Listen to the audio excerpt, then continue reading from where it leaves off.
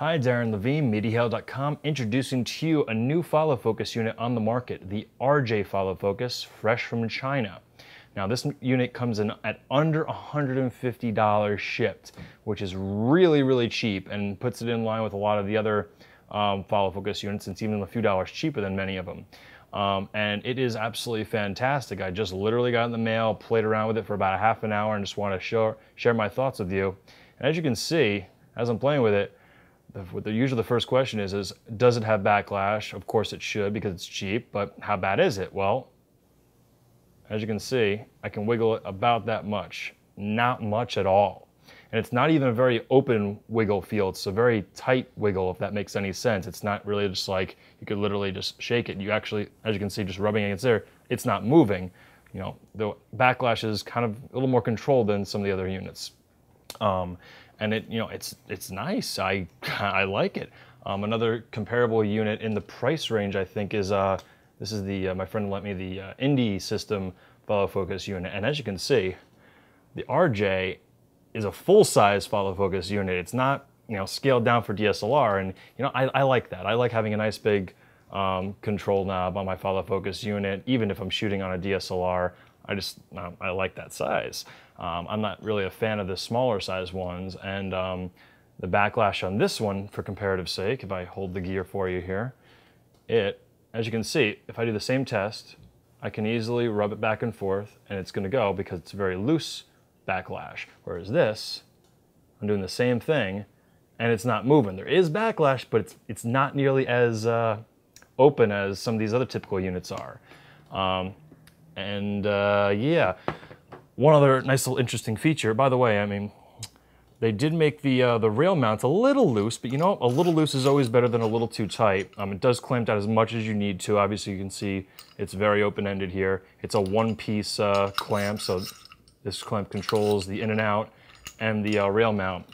As you can see, one of the great features they added to this is that, say you have a lens that's too short, that, obviously, this can't be any shorter of a lens if you're trying to mount it like that. Well, they just said, okay, let's put the bearings all the way through and allow them to just go ahead and snap it into the other side. And now you can get, farther than, literally almost right up to the mount. As you can see, I'm right up against where the 4/3 mount is. This is a Nikon mount, but many mounts have about this thickness in them. So you can literally get a pancake lens actually on this thing and have no problem. One little thing I did notice though, which is kind of strange, is that there's more backlash when you have it mounted on the inner side than the outer side, which is a little odd. And the reason I think is because actually, as you can see, there's a little channel there, and what happens is through there's a little bar. So this clips into the bar, and it uses some of the friction from the outside, but the bar helps it to make sure that it rotates properly. And I guess there's just a little bit of play on one side versus the other. It's not a huge amount of play, but just a little more I wanted to mention. And I'm sure, in the future they can always, modify this a little bit and send you a new one in the mail for a few bucks. So it's nice that, it's not the unit that has any issues with it. Like a little part here, maybe you can tighten it up, or you can put a little shim on if you really care to. As you can see, they got bearing over here, bearing over here, bearing over here. Nice bearings. It feels nice and smooth. It does not feel clunky at all. It does not feel like a $150 follow focus unit. It feels like more, in my opinion. Most of it's metal, very nice metal. I think the knurl knob might be plastic, but even if it is, it feels nice. Some people did ask about the accessory port. It looks like it's standard size, although the manufacturer did mention that they think it might be a little too big. But again, I'm always a fan of too big versus too small. That's what somebody said. Because you can always shim it. Just put a little shim in there and you'll be fine. Also, I noticed that it looks like just a few screws and this thing will come out. So again, you can always maybe ask for them for a replacement if they ever come out with one. So it's nice that, the important part, the gearbox is nice. It's solid. Like if I just hold that there's almost no play in it, which is phenomenal for this size unit. So I have yet to use it on a shoot, but I'm looking forward to it. I have a shoot in about a week that I can't wait to use this on. Hopefully my AC appreciates it as well. There are no hard stops. It's a basic unit. It doesn't even have any height adjustment, but you know what? Honestly, if your lens is going too high, probably should put the little gear back in.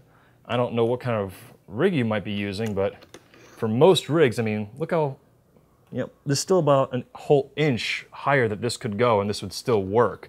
Obviously, you know, it might hit some stuff, but you'd have to have a really high rig for this unit to not work on it. So I'd say it'll work for most situations. And yeah, like I said, there's no hard stop. You do have a nice marking disc. It does look to be proper dry erase material.